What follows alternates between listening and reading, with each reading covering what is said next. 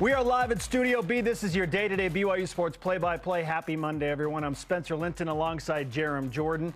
Just because the BYU football season has officially ended doesn't mean we can't go to the well of Matich Monday at least a few more times. And with that said, we bring in ESPN college football analyst and expert, our favorite college football insider, Trevor Matich is back.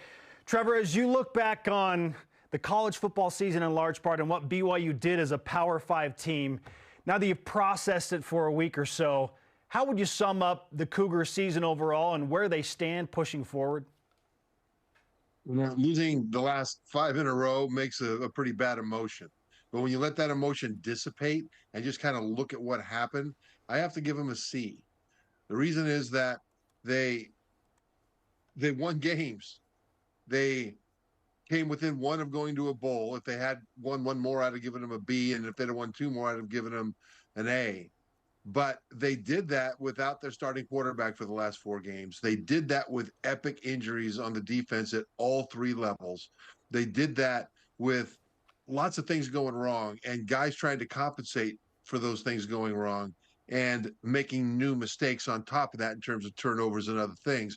And yet they still got to the point where they got 5 wins in their inaugural season in the Big 12. And I think this team, had they had an even break with injuries, would have surpassed that 6-win mark. I think that there are a lot of things you can point out that were really good. And most of the things that caused them to drop to 5 and 7 are either incredibly correctable, such as ball security, high and tight, and things that they had no real control over, which was those injuries, and they can fix that with recruiting and depth. So I would give them, in the absence of the emotion of that late losing streak, I'd give them a C in their inaugural season. We've asked for BYU to be in a Power 5 for a long time, so we've asked for hard schedules. But I don't know if we asked for the 10th hardest schedule in the country. That's what it ended up being, according to Sagarin. BYU finishes the final 4 games against number 2, 3, 4, 5 in the Big 12.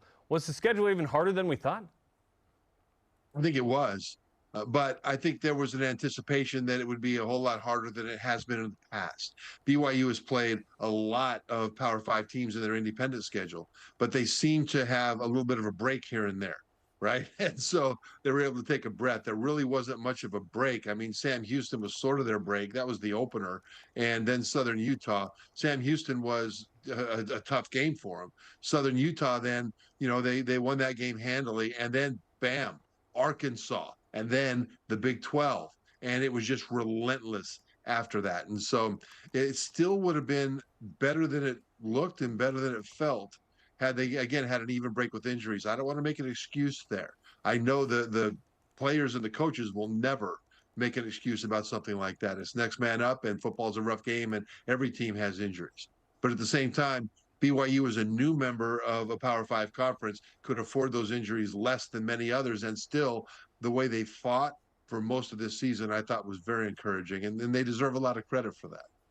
Trevor, the Wild transfer portal officially opens today, and if BYU wants to improve upon the C grade that Professor Matich has bestowed upon them, they probably need some key additions through the transfer portal. So where are BYU's biggest needs right now from your vantage point?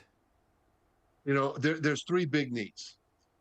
Big guys that can run, big guys that can run, and big guys that can run. Okay, right? then. And so, yeah, they need more depth in the front 7 so that they can have less attrition, meaning that their best players don't have to play as many snaps because you're rotating in guys that are still very, very good in the rotation of depth, and they're playing like crazy. And think of it like a hockey game where guys will play for a few minutes, everything they can do, 100% effort, and then bam, they'll swap them out. If those guys get the rest and the fresh guys come in, 100% effort. That's what a defensive line needs to look like in a Power 5 conference. And that second unit that comes rolling in needs to be almost as good as the first unit. And the linebacking core needs to be able to deal with injuries as well and have more guys that can step up at a high level. So I would start there. The front 7, big guys that can run. Then on the offensive line, big guys that can run. The offensive line has been a disappointment for several years now. And, they're making a change at offensive line coach. I think that that change is something that will probably help. And I think they need to add competition to that position group so that whoever the new coach is has the ability to hit the ground running. Those are the two places I would really focus on. Then if something drops into their lap, great. If they get a quarterback that drops into their lap that can run and throw, you want a guy ideally that's a dual threat, then sure, if he wants to come, bring him in, that kind of a thing. But I wouldn't necessarily go out and break the NIL bank to bring in a quarterback, especially if it's a one-year kind of a thing.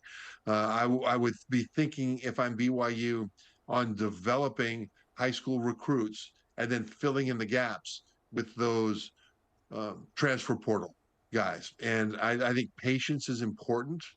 And I think they have a plan. And as long as they stick to the plan, I think they'll be okay. Certainly, Aiden Robbins will, if he comes back, that will change some things, or not change anything. If he leaves, BYU certainly, I think, would need a running back. Do you feel like BYU needs a quarterback? You said don't break the NIL bank, but does BYU need a veteran, perhaps Power 5 transfer quarterback to compete with Jake Retzloff? Well, the answer to that is always improve competition.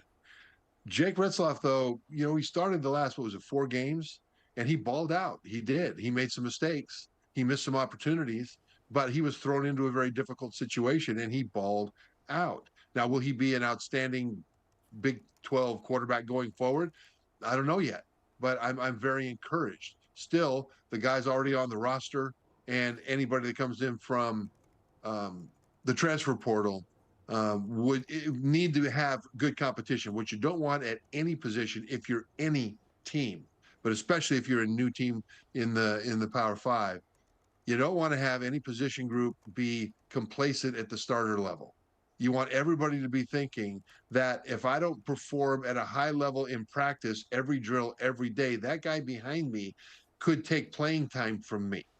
And if you don't have that, you'll never maximize what you can do on the field with the starters, much less the depth. And so I'd be happy for them to bring in quarterbacks to compete. But I wouldn't want to go out there and spend too much of the NIL budget unless just some amazing quarterback drops into their lap. As of now, you look around at the quarterback landscape, there's kind of a lot of quarterbacks in the portal. And so it's kind of a buyer's market in some ways from that standpoint, if they can find a guy that's a good fit at BYU and a good fit for their offense.